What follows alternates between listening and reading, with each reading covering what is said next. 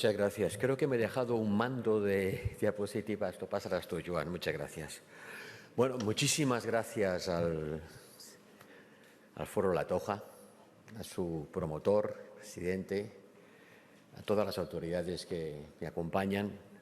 No las voy a citar a todas porque, como se dice en Bruselas, cuando la lista es larga es mejor decir aquello de tu protocolo observé, habiendo observado todos los protocolos. Pero es un honor y una satisfacción compartir con ustedes este foro y también haber compartido las palabras del presidente del Gobierno, inspiradoras.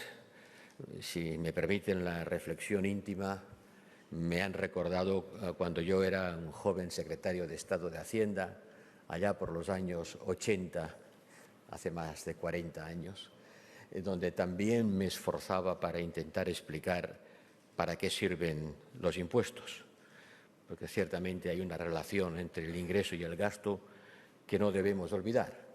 Y creo que ha hecho bien el presidente del Gobierno a intentar hacerlo de nuevo y me he sentido revivido en mi antiguo papel. Pero ahora tengo otro. Ahora tengo uno quizá más difícil. Quizá más difícil porque los tiempos se han complicado mucho. Y este es un momento para Europa, el presidente del Gobierno dedicado sus últimas palabras a Europa. Este es un momento para que Europa despierte. ¿Despierte de qué? Despierte de las razones por las cuales existe. Porque Europa se construyó como un proyecto de paz entre los europeos. Y este objetivo está afortunadamente cumplido. Llevamos ya unos cuantos años sin matarnos encarnizadamente entre nosotros. Pero para construir este proyecto de paz, Europa quiso obviar el concepto de poder y lo sustituyó por el comercio y el derecho. Y desde que existe la Unión Europea hemos trabado una intensa red de relaciones comerciales, creando interdependencias y presentándonos al mundo como una institución que defiende los derechos humanos, el derecho internacional, la Carta de las Naciones Unidas, sustituir el poder por la relación pacífica que el comercio construye y que el derecho sostiene. Y hoy nos damos cuenta de que la interdependencia sola no garantiza la paz, porque vivimos en un mundo donde el poder, la relación de poder, se presenta cada vez de manera más desnuda y brutal. Hemos leído mucho a Kant y poco a Hobbes. Hemos pensado que el mundo se puede gobernar desde los principios de la mutua coexistencia y nos hemos olvidado de la relación de poder. Hemos construido una unidad en muchas cosas, en otras no, todavía. Y ahora nos damos cuenta de que la unidad difícilmente construida con acuerdos alambicados cada día no basta. Que los europeos tenemos que construir una nueva relación con la idea de poder. No solo un poder blando, como nos autollamamos, soft power. Necesitamos también tener elementos del poder coercitivo, no para dejar de ser un instrumento al servicio de la paz, pero para ser capaces de afrontar situaciones de guerra. Y estas son palabras a las que la sociedad europea no está acostumbrada, porque nos hemos instalado gustosamente en la paz. Y quizá el país que más ha contribuido a la guerra en Europa, Alemania, en los últimos años, es el más resistente, es el más reluctant a volverse a embarcar en un proceso de gasto público o de compromiso político con aventuras bélicas. Y yo sé lo que me cuesta que algunos países europeos quieran participar en nuestras misiones militares por el mundo, aunque sean misiones que no son de combate, sino de ayudar a que otros combatan. Ahora nos enfrentamos a un acontecimiento mayor, y ya sé que están cansados, han escuchado muchas conferencias, pero les voy a pedir algunos minutos más de atención, porque creo que es importante que en este foro, a través de este foro, se traslade un mensaje que permita a la sociedad comprender mejor de qué se trata. Estamos viviendo un acontecimiento mayor para Europa y para el mundo. Y este acontecimiento nos está cambiando, y ya nos ha cambiado, nos va a cambiar más. Nos va a cambiar porque nos va a hacer tomar conciencia de que vivimos en un mundo peligroso, que los europeos hemos construido un jardín y vivimos en él, rodeados de jungla. Y si no queremos que la jungla invada el jardín, no bastará con levantar muros protectores. Tendremos que comprometernos mucho más con la jungla. Hemos de comprender que la interdependencia económica no basta para garantizar la paz y que disponer de instrumentos militares no es un capricho, no es algo que hay que reducir a la mínima expresión, sino que es necesario, imprescindible para la supervivencia, ni más ni menos, para la supervivencia. Que para comerciar hacen falta dos, al menos, pero para hacer la guerra basta con uno. Y este uno está dispuesto a hacerla. La ha hecho y la va a continuar haciendo. Permítame, pues, que intente explorar cuáles son los significados de esta guerra, en qué nos está cambiando y cómo podemos salir de ella. Pensábamos que la guerra había desaparecido de nuestro espacio. Hacía más de 30 años que no la teníamos, desde las guerras de la antigua Yugoslavia. Y ahora tenemos guerras de alta intensidad, con tanques, misiles, aviones, infantería, trincheras. Una guerra desencadenada por un miembro del Consejo de Seguridad de las Naciones Unidas que tiene la fuerza nuclear y con un objetivo muy preciso, que es liquidar y despiezar a Ucrania e integrarla forzosamente a Rusia. En julio del 21, el año pasado, no este, Putin escribió un artículo, dicen que de su pluma y letra, que hubiéramos debido leer todos y tomarlo muy en cuenta. En ese artículo Putin decía ni más ni menos que Ucrania había sido robada a Rusia y que ese país no existía como tal, no merecía existir, que era una amenaza política para Rusia y una agresión a la identidad imperial. Es verdad que Rusia y Ucrania han mantenido relaciones históricas y culturales durante mucho tiempo, que Ucrania es la cuna de lo que se entiende hoy, incluso de la propia Rusia y de la religión ortodoxa, y que tienen lazos culturales e históricos intensos y complejos a lo largo de los siglos. ¿Pero eso le da a Rusia el derecho a agredir y anexionar a Ucrania? Ciertamente no, porque si tal fuera el caso, ¿cuántos podrían reclamar ese derecho en base a la historia pasada?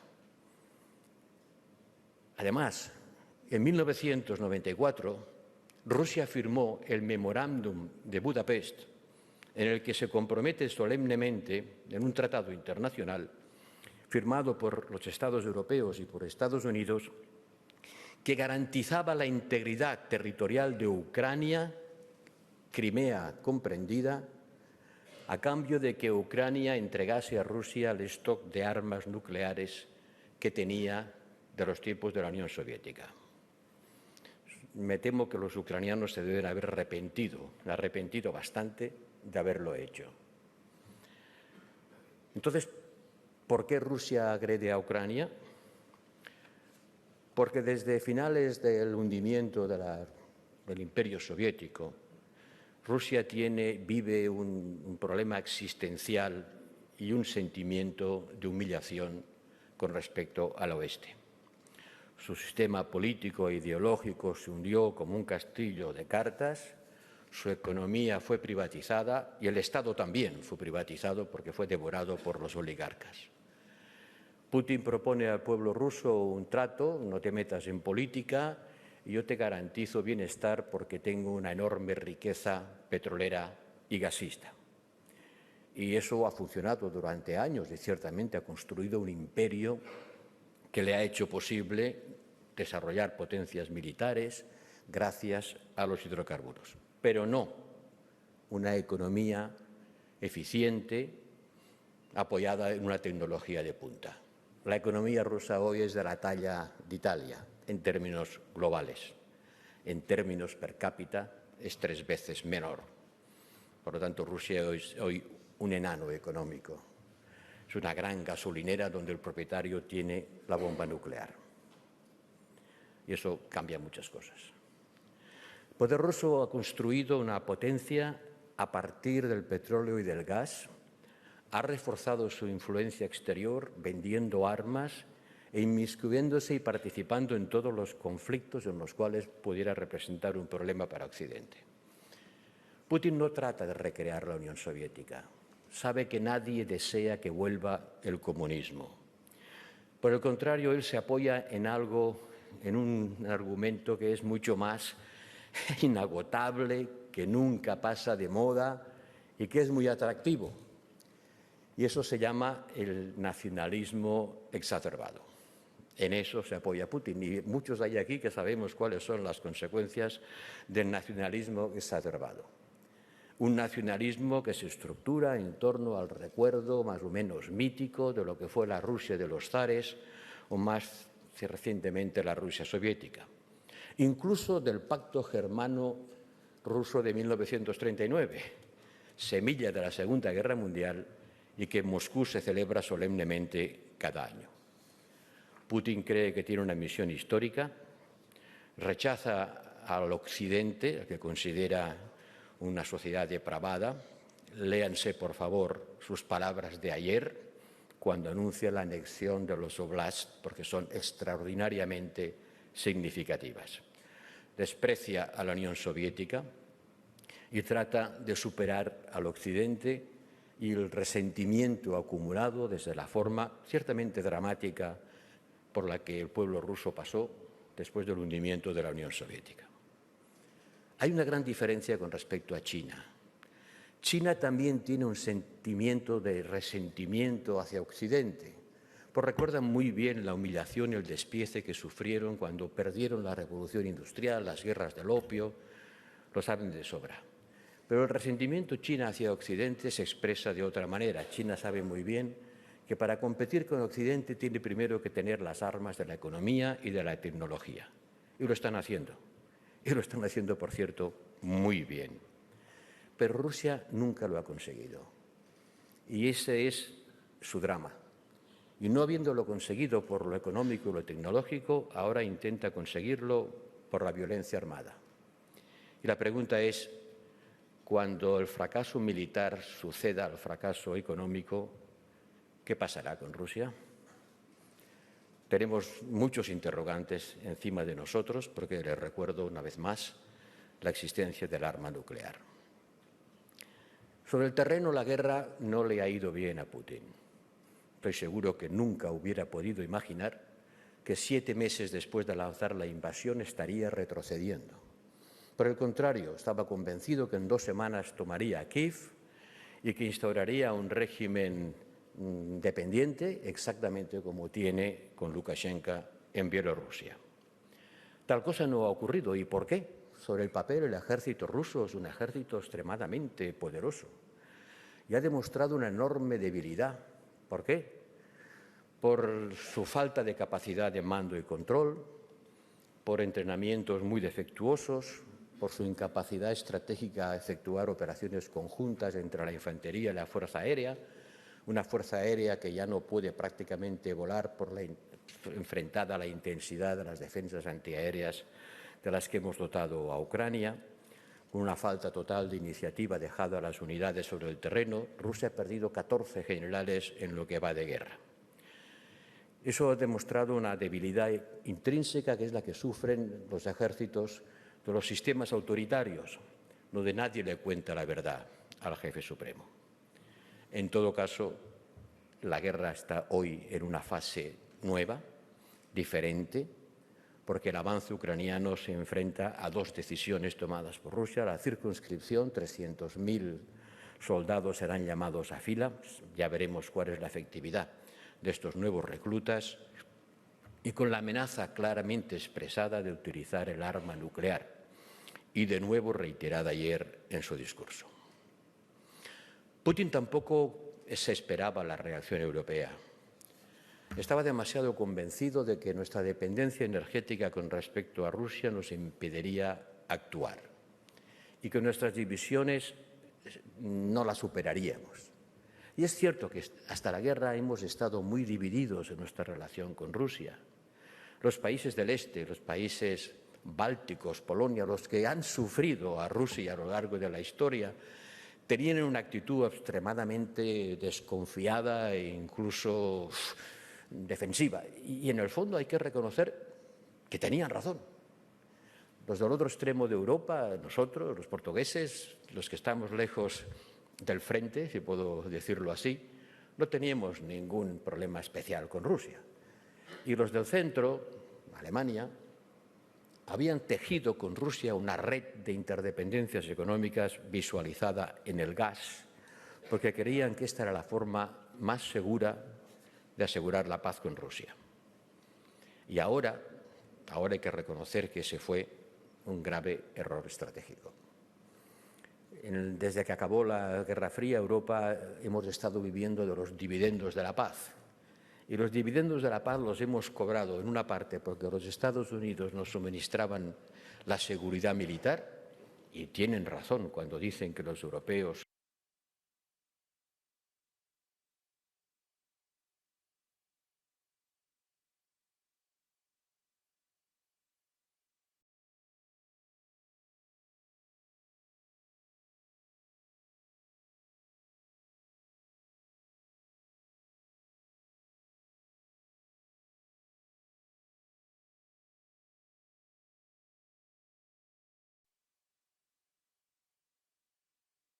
cuando se firmó el primer contrato de suministro de gas, nos advirtieron de que estábamos cavando una dependencia que podía ser letal.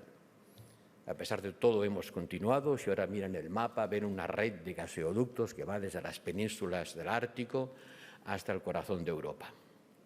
Pero no solamente eso no nos ha impedido hacer frente a Rusia, sino que nos ha servido para romper esta dependencia.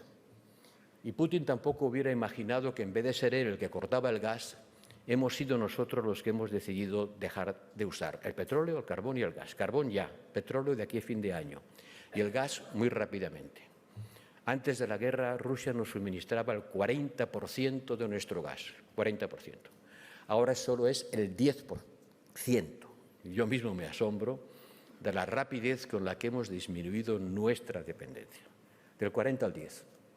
Los últimos metros son siempre los más difíciles y ese 10% que queda por reducir es el que planteará más dificultades. Pero lo podemos conseguir.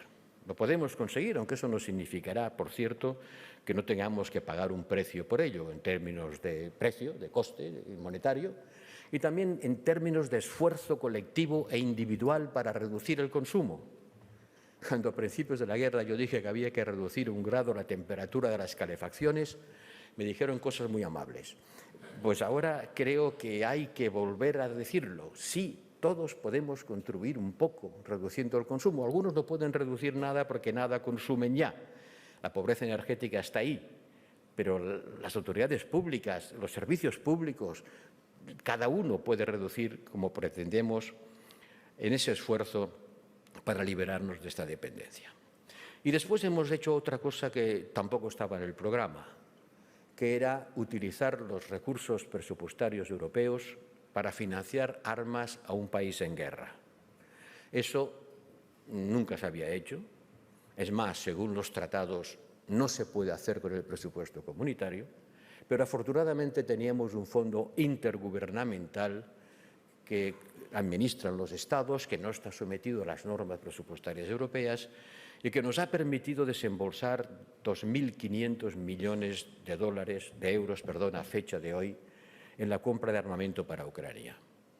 Pero eso es una parte de la película, porque cada Estado miembro por su cuenta también lo hace. Y nadie sabe cuánto hace cada uno, pero yo tengo una pequeña idea y les aseguro que es mucho más de los 2.500 millones comunitarios. Nuestro esfuerzo militar es mucho, mucho mayor que esta cifra. Aproximadamente del orden de la mitad del esfuerzo que hacen los Estados Unidos, que no es poco.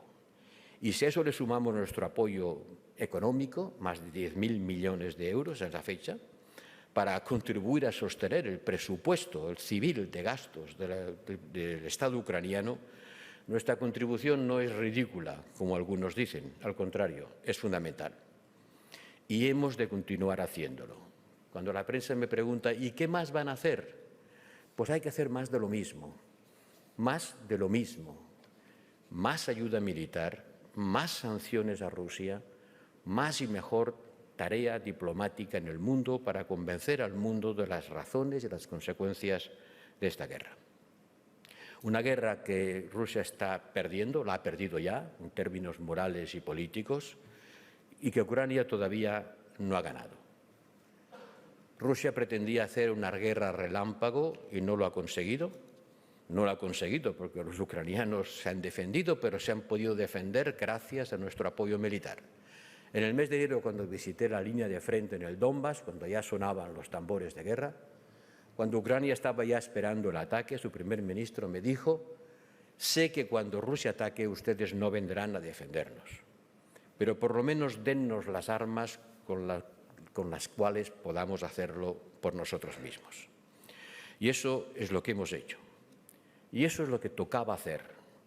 Eso nos cuesta, pero sería mucho más costoso en términos políticos y económicos si Rusia hubiese conseguido invadir, despiezar y dominar Ucrania, porque la amenaza que representaría para nuestra seguridad sería mucho mayor. Otra cosa que ha servido la guerra, no hay mal que por bien no venga, es para que Europa despierte y entienda, como decía al principio y como nos decían los dos representantes de los ministerios de Defensa de España y de Alemania, que tenía que integrar la guerra en su horizonte existencial y tenía que pasar por un proceso de modernización de nuestras Fuerzas Armadas. Y eso lo hemos de hacer cuanto más juntos mejor, porque hoy tenemos muchas duplicidades y redundancias entre nuestros 27 ejércitos. Todos juntos gastamos en defensa 4 veces lo que se gasta Rusia. 4 veces, seguramente no con la misma eficacia, y tanto como se gasta China. Pero 27 presupuestos de 27 ejércitos sumados no hacen uno. Hay muchas cosas duplicadas y otras que no tenemos. Tenemos redundancias y gaps. No tenemos capacidades de refueling, no tenemos drones y nos hemos quedado sin municiones bastante aprisa. Necesitamos un proceso de rearme que se haga de una manera coordinada. De lo contrario, podemos derrochar mucho dinero público. Si cada Estado miembro aumenta su gasto militar proporcionalmente a lo que tiene y cómo lo tiene, el resultado será un gran despilfarro, porque tendremos más duplicidades y seguiremos teniendo huecos que necesitamos rellenar. Y esa es también la tarea que me corresponde hacer a mí, intentando desde los organismos que tenemos planificar un desarrollo militar, tanto desde el punto de vista industrial como operativo, que nos permita comunitarizar más nuestras capacidades militares. Eso reforzará la OTAN y nos dará más fuertes a nosotros. No voy a repetir los argumentos brillantemente expuestos hoy por los representantes de los ministerios de Defensa de Alemania y de España, pero creo que es importante señalar la importancia de que nuestro rearme no se haga de forma descoordinada, como hicimos nuestro desarme en la anterior crisis financiera. Una última palabra para situarnos frente al resto del mundo. Sí, en las Naciones Unidas 140 países condenaron a Rusia, pero hubo muchas abstenciones. Y el número de abstenciones ha ido aumentando cada vez que hemos votado en Naciones Unidas. Y ayer en el Consejo de Seguridad, Brasil e India se abstuvieron en la condena de la anexión por parte de Rusia de los territorios ucranianos. Eso quiere decir que no todo el mundo ha entendido bien cuáles son las causas, pero han entendido muy bien cuáles son las consecuencias de la guerra, porque las consecuencias las sufren.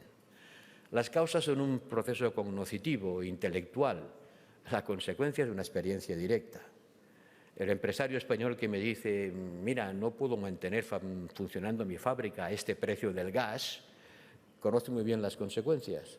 Como el presidente de la República Africana que me dice, no puedo sembrar porque no tengo fertilizantes. Las consecuencias se palpan, se viven, se sufren.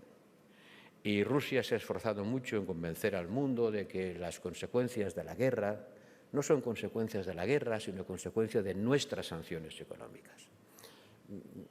absolutamente falso, pero las cosas no son como son como se perciben. Y ciertamente la gente, mucha gente en el mundo, a nivel individual y a nivel institucional, se han enfrentado a un relato sobre quién es el responsable de qué. Nosotros esa batalla también la tenemos que ganar. Las batallas se ganan en el campo de batalla, con armas, los que luchan, y se ganan en el campo de las ideas por los que tenemos la palabra. Los diplomáticos no luchamos con armas, pero luchamos con palabras. Y tenemos que reforzar nuestro esfuerzo para lo que hoy se llama el Global South, todo el mundo habla del Global South, es decir, los países que no están ni comprometidos ni alineados, que no quieren seguirnos, que no están con Rusia pero tampoco quieren manifestarse en contra de ella, entiendan de qué manera esta guerra altera los circuitos internacionales, los equilibrios económicos, como el rey hacía referencia en sus palabras introductorias. La guerra ha traído consigo una crisis de alimentos y una crisis energética. La sufrimos nosotros, pero les aseguro que hay países que la sufren mucho más. La alimentación es el 15% de nuestro presupuesto, es el 40% del presupuesto medio de un africano. El aumento de los precios lo sufren mucho más los más pobres. El aumento de los precios de la energía también. Nosotros estamos llenando nuestros stocks de gas y lo hemos conseguido. Pero hemos quitado 60 billones de metros cúbicos, billones americanos, del mercado internacional de gas liquefiado. Y los productores de gas no han sido capaces de poner en el mercado otros 60 millones más. Eso quiere decir que lo hemos quitado a alguien que ya no lo consume, porque nosotros podemos pagar más caro. Y eso también altera equilibrios políticos y crea resentimiento. Miremos la realidad de frente. Tenemos una capacidad económica muy grande, pero no todo el mundo tiene la misma que nosotros. El mercado del gas está extraordinariamente tensionado. Nosotros consumimos 400 BCM al año, 400. Y Estados Unidos produce 1000 y Rusia produce 700. Y luego los demás ya producen muy poco. Argelia produce 100. Qatar produce 170. A corto plazo es muy difícil aumentar la oferta de gas. Y por lo tanto nosotros no solamente tenemos que renunciar al gas ruso, sino al gas a secas, como parte del proceso de transición ecológica, porque también el gas, aunque menos, emite CO2, y porque el mercado mundial de gas no va a ser capaz de atender a todos los demandantes. En todas partes donde voy, el discurso es el mismo, el discurso del Global South, que refleja el viejo resentimiento histórico antiimperialista en América Latina y anticolonialista en África, de países que dicen Rusia no es el único que ha invadido a otro, ustedes también lo hicieron. O los que recuerdan que Rusia fue un gran apoyo en las luchas de liberación de la independencia en África. Estas cosas hemos de entenderlas, hemos de comprenderlas e incorporarlas en nuestra estructura mental y en nuestra capacidad dialéctica cuando tratamos con los demás. Esa es una batalla que también tenemos que ganar, porque tenemos suficientes argumentos para hacerlo, pero a costa de comprometernos mucho más con el resto del mundo. Y esta sería la última lección que los europeos tendríamos que aprender de esta guerra. El mundo pide más Europa. Somos un modelo. Todo el mundo quiere venir aquí. Somos un modelo porque somos la mejor combinación de libertad política, de prosperidad económica y de cohesión social, y ahora podría añadir además, y de respeto a la intimidad, que la humanidad ha sido capaz de crear. No somos perfectos. Pero en ninguna otra parte del mundo esas cuatro cosas se conjugan tan bien como se conjugan aquí. Y por eso somos extraordinariamente atractivos como modelo de desarrollo, y nuestra unidad y el ser capaces de superar las diferencias por medios pacíficos también nos hace atractivos, para América Latina, por ejemplo, que busca las formas de integración regional, o para África. Pero esto tiene un precio, y el precio tiene que ser un compromiso mayor con la jungla, con el resto del mundo. No todo es una jungla, pero no todo es un jardín, créanme. Y eso quiere decir más esfuerzo, no solo en la ayuda clásica al desarrollo, que también, sino en los tratados comerciales más justos, en una inversión más orientada a promocionar las capacidades económicas de esos países, porque si no encuentran una posibilidad de promocionarse en casa, intentarán venir a vivir en la nuestra. Y aunque necesitamos a muchos, no podríamos albergarnos a todos.